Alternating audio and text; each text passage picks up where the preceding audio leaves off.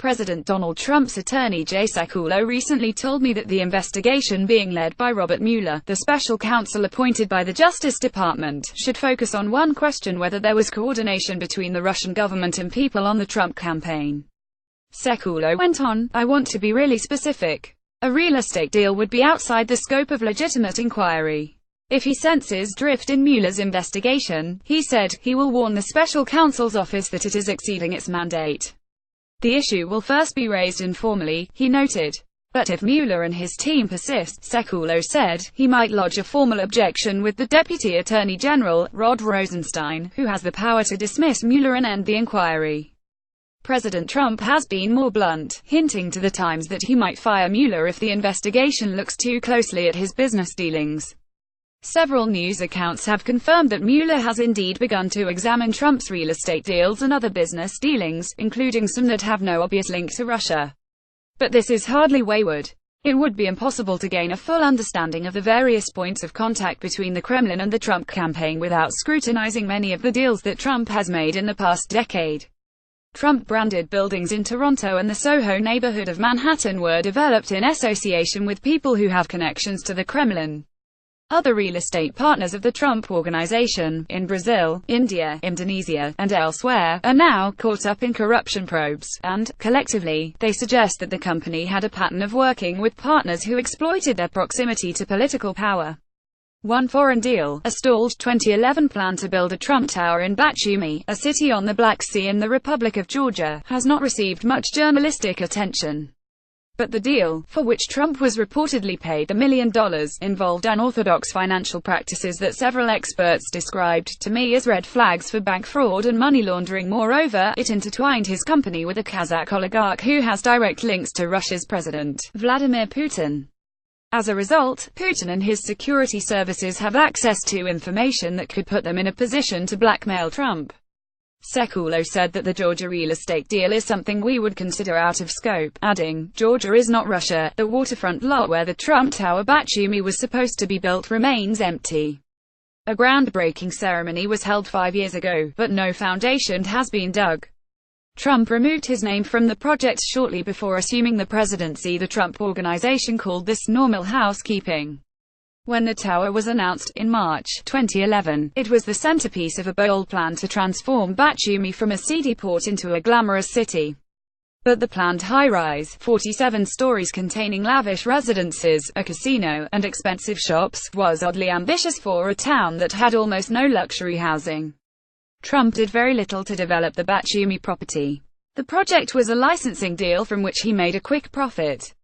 In exchange for the $1 million payment, he granted the right to use his name, and he agreed to visit Georgia for an elaborate publicity campaign, which was designed to promote Georgia's president at the time, Mihail Saakashvili, as a business-oriented reformer who could attract Western financiers.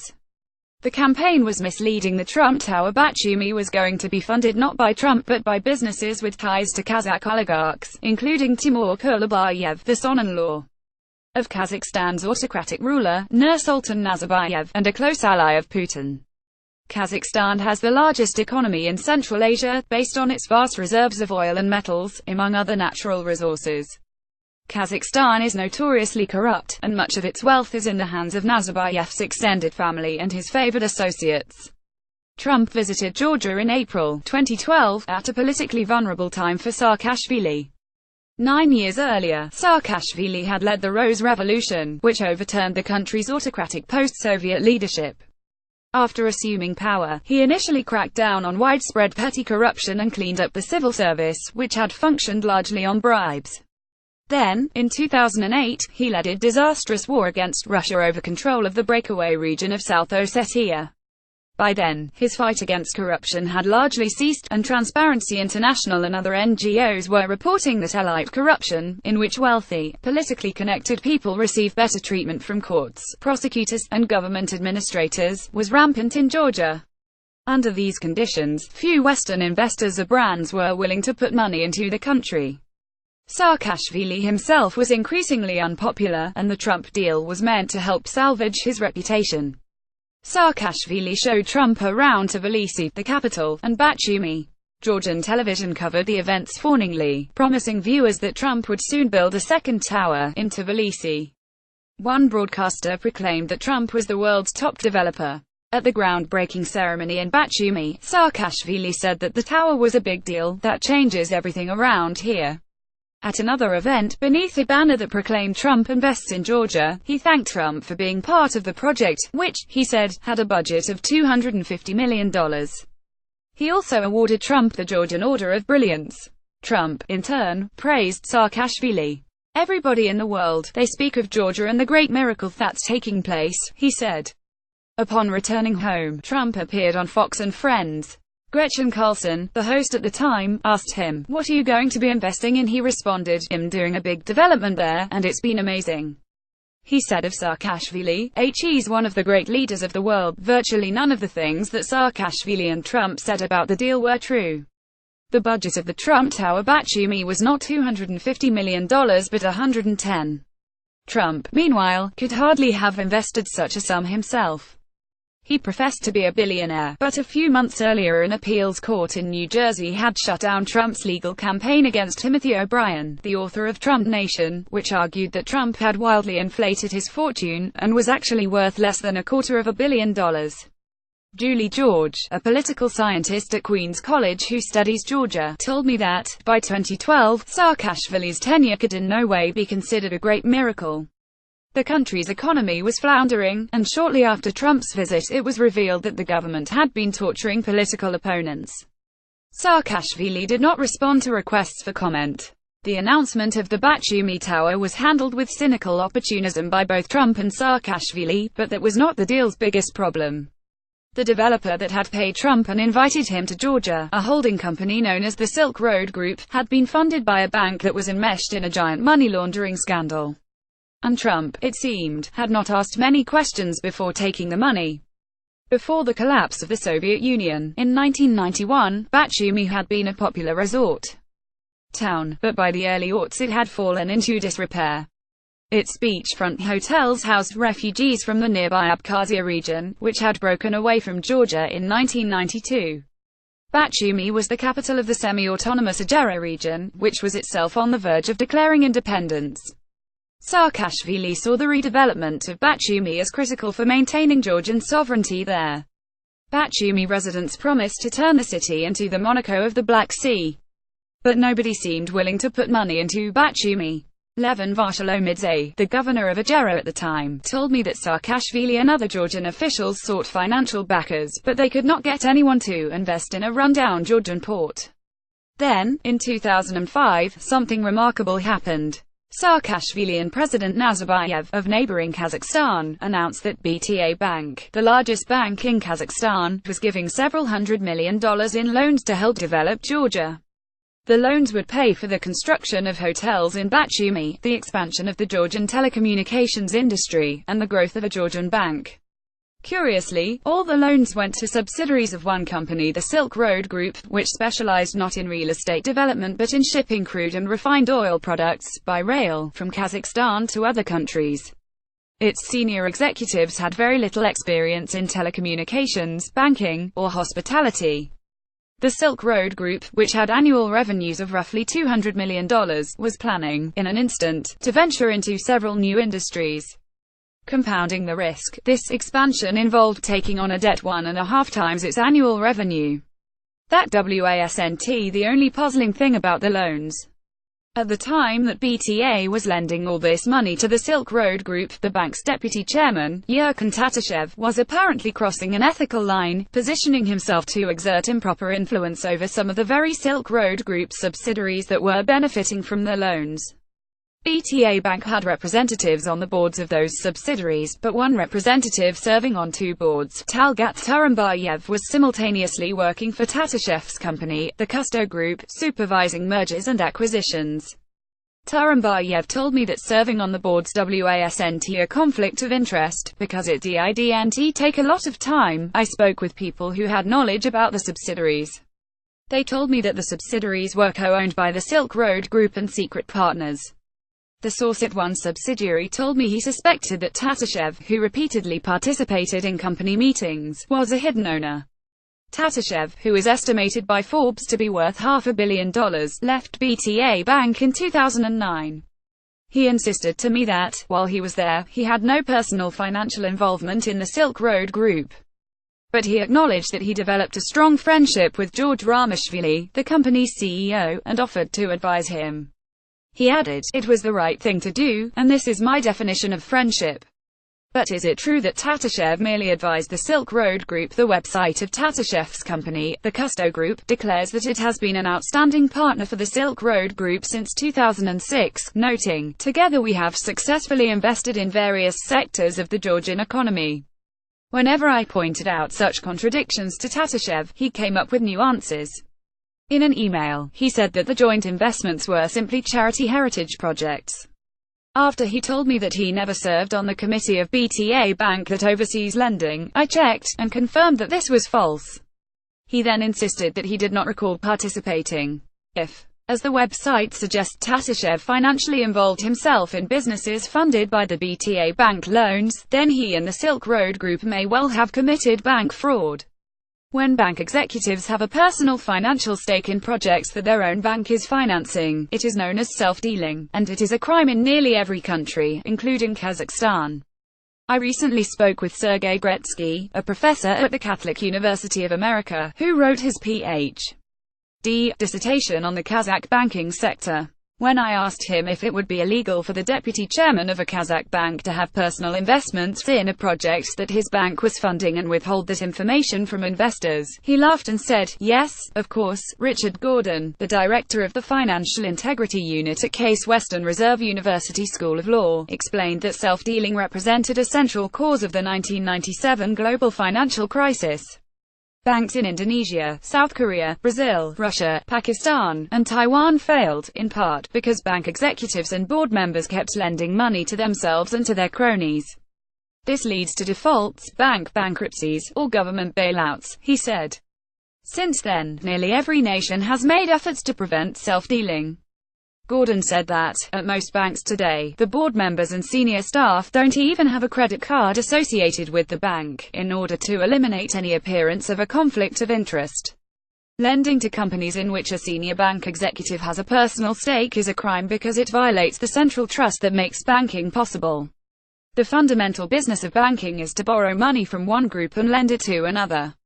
BTA, which had been heralded internationally as a fast-growing bank in a troubled part of the world, had raised money by selling bonds through JP Morgan, Credit Suisse, and many other top Western banks. If these Western banks had known that a senior BTA official was heavily involved in the operations of a company that was receiving huge loans from BTA, they might have balked. In the years before the Trump Tower Batumi deal, BTA Bank became entangled in a spectacular crime. Mukhtar Ablyazov, the bank's chairman, was a prominent figure in Kazakhstan, and not just because he was a billionaire. He was one of the leading sponsors of a political party opposed to President Nazarbayev. In 2009, when Nazarbayev signaled a desire to seize control of BTA Bank, Ablyazov fled the country for London, taking billions of dollars in bank funds with him. He accomplished this with a diffuse scheme. Dozens of offshore companies under his control received loans from BTA, and none of the loans were paid back. In 2010, when a Trump Organization executive, Michael Cohen, began negotiating with the Silk Road Group about licensing Trump's name for the Batumi Tower, Ablyazov was facing 11 lawsuits in the UK. The Kazakh government, which had indeed seized control of BTA Bank, had sued him to reclaim $10 billion that he had allegedly siphoned out of the country. The Financial Times covered the case extensively, as did The Times, which described a scheme by BTA's former chairman, Mukhtar Ablyazov, to direct between $8 billion and $12 billion worth of BTA loans, about half of the bank's loan book, to companies that he secretly controlled. The article noted that Ablyazov was renting a 15,000-square-foot mansion in London. It would have taken only a Google search for the Trump Organization to discover that the Silk Road Group had received much of its funding from BTA Bank, which, at the time of the Batumi deal, was mired in one of the largest fraud cases in recent history. The Silk Road Group had even been business partners with the central figure in the scandal. Ablyazov and the Silk Road Group were two of the owners of a bank in Georgia. I asked Cohen, who visited Georgia with Trump, if he had been concerned about the Silk Road Group's connection to BTA Bank. I didn't even know that BTA was involved in this entire scenario up until the moment you told me, he said. He added that he was not aware of any information about how the tower would be funded, or even if there was going to be any funding at all. He went on, "We had not gotten to that stage of the process. Remember, this was a licensing deal. The financing of the project was the responsibility of the licensee, the Silk Road Group." I recently spoke with John Madinger, a retired U.S. Treasury official and IRS special agent, who used to investigate financial crimes. He is the author of Money Laundering: A Guide for Criminal Investigators. When I told him what Cohen had said to me, he responded, no, you've got to do your due diligence. You should do a financial transaction with funds that appear to stem from unlawful activity. That's like saying, I don't care if Pablo Escobar is my secret business partner. You have to care, otherwise, you're at risk of violating laws against money laundering. A judge in the UK ruled repeatedly against Ablyazov, starting in 2009, and ordered him to hand over more than $4 billion to BTA. The Kazakh government insisted that $6 billion more remained missing. The judge, so Nigel John Martin-Terre, said that Ablyazov's use of offshore holding companies had facilitated fraud on an epic scale. Terre ruled that there can be only one explanation for the fact that the very large sums of money which were advanced were immediately transferred to companies owned or controlled by Mr. Ablyazov, namely, that the original loans were part of a dishonest scheme whereby Mr. Ablyazov sought to misappropriate monies which belonged to the bank. Ablyazov was eventually sentenced to 22 months in a UK prison for contempt of court because he had refused to reveal disputed assets. In February 2012, when Trump was planning his trip to Georgia, Ablyazov fled to France. He is currently fighting extradition. The Silk Road Group, which was established in Georgia shortly after the fall of the Soviet Union, does not have a conventional corporate structure. It is a holding company that controls dozens of corporate entities registered around the world. In total, BTA loaned the Silk Road Group $300 million, and these funds were dispersed among its many subsidiaries, making the money trail hard to follow. For example, an $8 million loan was granted to Batumi Riviera Holding, BV, which was registered in Holland. Batumi Riviera Holding has reported having a sole asset, a company called Vento, LLC, which is registered in Georgia. That registration indicates that its creditor is BTA, which made loans valued at 75% of the initial investment in the company. Batumi Riviera Holding, in turn, is owned by Tbilisi Central Plaza, a company registered in Malta. Tbilisi Central Plaza is owned by Suzalike Holding GmbH, which is registered in Germany, to a Silk Road Group subsidiary. Georgiati Scaladze co-owns the Silk Road Transatlantic Alliance, a subsidiary that focuses on business deals involving the U.S. He brokered the Trump relationship. The Silk Road Group's leadership in Georgia asked him to represent the company in interviews for this article. I recently met him at the St.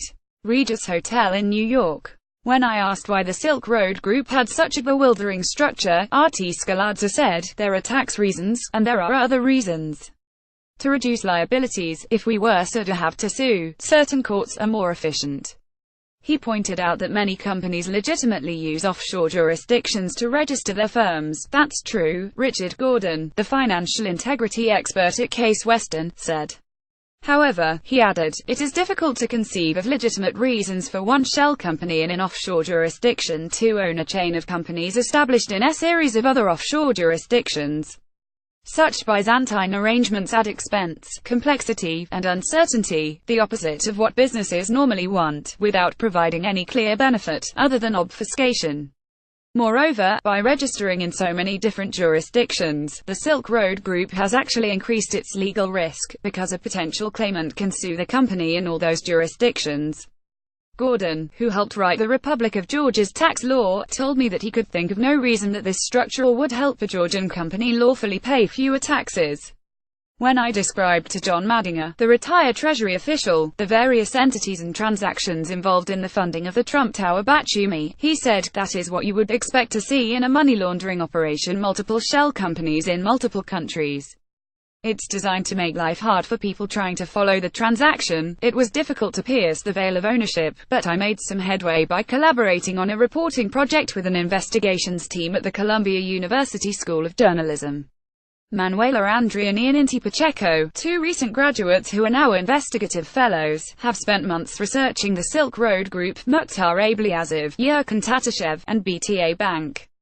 They have looked closely at relevant lawsuits, and they have obtained and translated property records and corporate registries from around the world. Although Tatashev had repeatedly assured me that he was not involved in making decisions about Silk Road Group projects that had been funded by BTA loans, I continued to accrue contradictory evidence. I recently received a cache of internal Silk Road Group emails, dating back to 2014, and they make clear that Tatashev has exerted detailed operational control over the company's activities, including real estate businesses that were funded by the BTA loans. The email cache shows that David Borger, a German financier who is a top executive at the company, regularly informed Tatashev about delicate internal financial matters and asked him for approval on a wide variety of decisions pertaining to Silk Road Group hotels, casinos, telecommunications infrastructure, and hydroelectric plants. Many of these projects had been initially funded by loans made while Tatashev was a senior official at BTA Bank. In one email exchange from earlier this year, Tatashev weighed in on a decision about which investment bank the Silk Road Group should use for a transaction.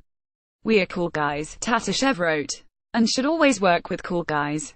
Borger responded, "Dear Yurkin, in this case can you please help us to get a cool deal with them?" He then asked Tatashev to describe how he wanted the deal to be structured. In another recent email discussion, which touched on crucial questions about the ownership and the financing of a major Silk Road Group project, Borger told Tatashev, "I need your okay."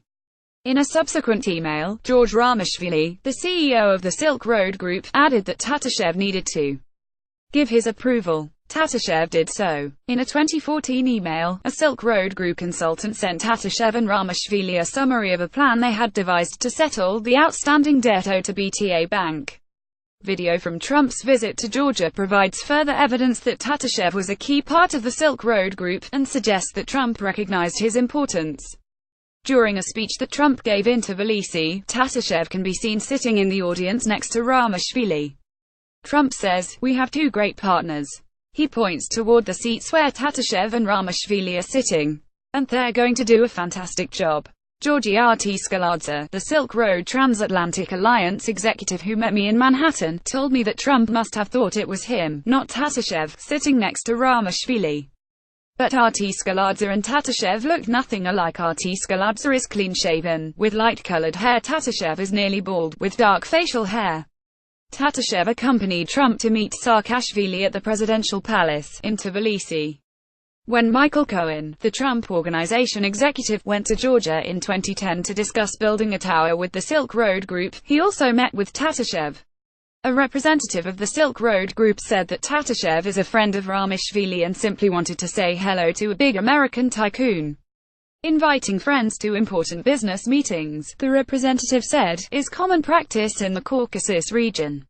With minimal due diligence, Trump Organization executives would have noticed that the Silk Road Group exhibited many warning signs of financial fraud: its layered and often hidden ownership, its ornate use of shell companies, its close relationship with a bank that was embroiled in a financial scandal. Trump's visit to Georgia occurred while his company was making a series of similar foreign deals. Until then, the Trump Organization had ventured abroad only occasionally. In 1999, a set of Korean buildings licensed the Trump name. In 2006, Trump bought a golf course in Scotland. The following year, construction began on a Trump-branded tower in Turkey. But by 2012, Trump was struggling in the U.S. market. His biggest investment, in American casinos, had proved ruinous, and he was now a minority owner of a near-bankrupt business. Trump had defaulted on loans multiple times, and nearly every bank in the U.S. refused to finance deals bearing his name. And so Trump turned to people in other countries who did not share this reluctance to give him money. In 2012 alone, the Trump Organization negotiated or finalized deals in Azerbaijan, Brazil, Canada, Georgia, India, the Philippines, the United Arab Emirates, and Uruguay. At the time, the Trump Organization had only a handful of staff members involved in deal-making. His children Ivanka Trump and Donald Trump, Jr., were assumed a management role in many of these foreign projects. According to Skladze, Trump, Jr., helped oversee the Batumi deal. At one point, Skladze and Cohen held 2 days of meetings in New York to discuss the project. Trump, Jr., dropped by several times. According to former executives at the Trump Organization, the company lacked rigorous procedures for assessing foreign partners. A month after Trump visited Georgia, he agreed to license his name to, and provide oversight of, a luxury hotel in Baku, Azerbaijan, a deal that I examined in an article in The New Yorker earlier this year. Trump received several $1 million from the brother and the son of an Azerbaijani billionaire who was then the Minister of Transportation, a man who, U.S. officials believe, may have been simultaneously laundering money for the Iranian Revolutionary Guard. In 2013, Trump met with the Azerbaijani-Russian billionaire Aras Agalarov and his son, Emin. That November, they partnered with Trump on the Miss Universe contest in Moscow, and discussed building a Trump Tower in the Russian capital. In June 2016, at Emin Agalarov's request, Trump, Jr., met with Natalia Veselnitskaya, a lawyer who has represented Russian intelligence.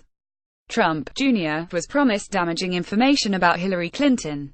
Veselnitskaya came to the meeting accompanied by business associates who have extensive ties to Georgia and Azerbaijan. He's wearing oven mitts, so I threw him an oven. In December 2012, not long after Trump signed the Batumi licensing deal, a company called Riviera, LLC, bought the 15-acre parcel of land on which the Trump Tower Batumi would supposedly be built. The price was $12 million, and the seller was Vento, LLC, which was owned by a company that was owned by a company that was owned by a company that was owned by the Silk Road Group. Riviera, LLC, was also partly owned by the Silk Road Group. In other words, the Silk Road Group was selling property to itself. The Financial Action Task Force, headquartered in Paris, is led by representatives from 37 nations. In 2007, the task force issued a report about the use of real estate projects for money laundering. The report makes note of several red flags. It warns of complex loans in which businesses lend themselves money, creating the appearance that the funds are legitimate. It also warns of the use of offshore shell companies and tangled corporate legal structures, especially those in which third parties are hired to administer a company and conceal its true ownership. These intertwined companies can then trade property among themselves, in order to create inflated valuations and often used structure as, for example, the setting up of shell companies to buy real estate. Shortly after acquiring the properties, the companies are voluntarily wound up, and the criminals then repurchase the property at a price considerably above the original purchase price. This enables them to insert a sum of money into the financial system equal to the original purchase price plus the capital gain, thereby allowing them to conceal the origin of their funds. The report states that money launderers often find that buying a hotel, a restaurant or other similar investment offers further advantages, as it brings with it a business activity in which there is extensive use of cash. Casinos, like the one planned for the Trump Tower Batumi, are especially useful in this regard. The casino was to be owned by the Silk Road Group and its partners. Alan Garton, the chief legal officer for the Trump Organization, declined to describe the due diligence behind the Batumi Tower. When the deal was signed, the general counsel for the Trump Organization was Jason Greenblatt, who is now President Trump's envoy to negotiate Middle East peace. The White House declined to comment for this story, referring me instead to Sekulow, Trump's lawyer, who also declined to discuss the specifics of the Batumi deal.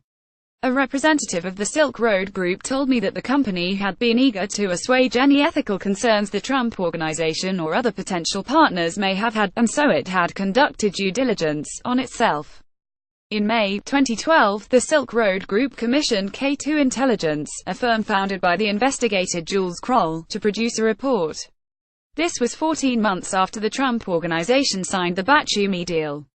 I recently obtained a summary of the report, which explained that K2 was asked to probe the background and integrity of SRG's principal shareholder, George Ramishvili, more deeply than a standard investigative or compliance report might.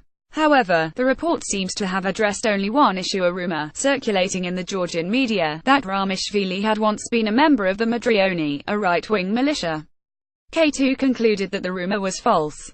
The summary did not address the Silk Road Group's funding sources, its complex legal structure, or its relationship to the BTA Bank scandal, which was unfolding in London courts at the time. Other due diligence may have been performed, but the Silk Road Group, K2, and the Trump Organization declined to share specific information. Ross Delstein, a prominent anti-money laundering attorney in Washington, D.C., told me that, if one of his clients approached him with the possibility of entering a licensing relationship with the people involved in the Batumi deal, he would tell him not to walk away but to run away, to run like hell. He explained, "There are too many aspects of the deal that don't make sense, and there's no way, as an outsider, that you could conduct sufficient due diligence to figure out if it is criminal. So many partners of the Trump Organization have been fined, sued, or criminally investigated for financial crimes that it is hard to ascribe the pattern to coincidence, or even to shoddy due diligence." In criminal law, there is a crucial concept called willful blindness. A person can be convicted of a crime even if he was unaware of certain aspects of the crime in which he was engaged. In the U.S. courts, judges routinely explain to juries that no one can avoid responsibility for a crime by deliberately ignoring what is obvious. When the Trump Organization canceled the Batumi deal, it noted that it held the Silk Road Group in the highest regard. John Madinger, the former Treasury official, said that, in any deal that might involve money laundering, there is one critical question: does the financial transaction make economic or business sense? In recent years, a lot of residential housing has been built in Batumi, but most of it has consisted of what Colliers, the market analysis firm, calls low-segment, down-market apartments. The Trump Organization, with its extensive experience in the luxury real estate market, could surely sense that it would not be easy to enlist hundreds of wealthy people to buy multi-million-dollar condominiums in Batumi. I asked several New York real estate developers to assess the proposed tower. One laughed and said that the Batumi deal reminded him of The Producers, the Mel Brooks movie about two charlatans who create a horrible musical designed to fail. Another New York developer, who spent years making deals in the former Soviet Union, told me, a 47th Street tower of luxury condominiums in Batumi is an insane idea. I wouldn't have gone near a project like this. Georgi Artiskaladze, the Silk Road Transatlantic Alliance executive, confirmed that the luxury housing market in Batumi was non-existent in 2012 when he invited Donald Trump to visit Georgia, but said that the tower's investors were nonetheless confident that a Trump-branded skyscraper would attract buyers.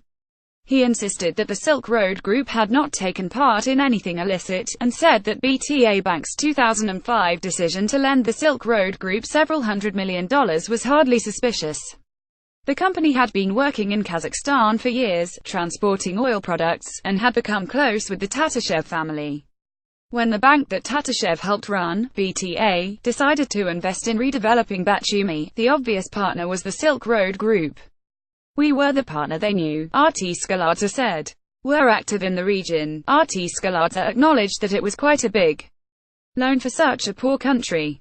Unbelievable, he called it. And it was true that the Silk Road Group had little experience in hotels or construction or telecommunications when it suddenly entered those industries. But, he pointed out, Georgia was still emerging from the torpid days of the Soviet Union. You're talking about a country that had no experience, he said. Nobody else had experience. In any case, he suggested, real estate development wasn't that complicated. You hire third parties, who do feasibility studies. You look at the numbers. It wasn't that difficult. He added, we like to do clean, transparent business. I asked Artiskaladze why he had invited Trump, who has generally avoided traveling abroad, to Georgia. He told me a story from 1989, when he was a young soldier in the Soviet Army. They told me, for target practice, to shoot Ronald Reagan's face, he recalled. I refused. The army jailed him for several days. Soon after he was released, he said, he saw a magazine with Trump on the cover. He told himself one day, I will go to New York and meet this man. He argued that the fact that there was no luxury in Batumi was precisely why the idea of a Trump Tower was so smart. The skyscraper, with its pool and gyms and conference rooms, would single-handedly create an entire universe of very New York-style luxury in a seaside town. The luxury condominiums, he added, were for international buyers, Saudis, Turks, Russians. In his strong opinion, the Trump brand was the only brand for them. David Borger, the Silk Road Group executive, told me that a study by a well-regarded Turkish firm had concluded that the tower was a good business idea, but he declined to share the name of the firm of the study. Melanie A. Bonvicino, who handles communications for the Silk Road Group, told me that the Trump Tower Batumi deal demonstrated an open-hearted vision. With the Batumi project, Trump was once again able to demonstrate his keen business sense, she wrote in an email. Donald Trump, in his role as futurist and visionary, ordained the region as the next big thing. Mr. Trump had an immediate grasp over the geopolitical significance of the Republic of Georgia and its Black Sea region, acknowledging its vast potential by jointly transforming this hidden gem into the next Riviera. In the elite realm of global residential and commercial real estate developers, the Trump moniker was and remains synonymous with Coca-Cola, Pepsi, and Michael Jackson. In 2009, when Ablyazov fled to London, the Kazakh government seized control of BTA Bank. Tatashev moved to Singapore in 2013. A lawyer representing the bank, Roman Marchenko, informed the Silk Road Group that he had reason to believe that it had participated in Ablyazov's loan scheme. The Silk Road Group denied any wrongdoing. A settlement was reached, for $50 million, a bargain price, considering that the loans had totaled $300 million. Marchenko believes that the Silk Road Group was deeply entwined with Ablyazov, but Kazakh government officials decided to stop investigating. They were pursuing Ablyazov's stolen assets all over the world, and there was more money in other countries. The Kazakh government placed BTA Bank's assets under the authority of its sovereign wealth fund. Soon after, Timur Kulabayev, the powerful son-in-law of the country's dictator, Nursultan Nazarbayev, became the director of the fund. Kulabayev and his staff had access to all the bank's internal documents.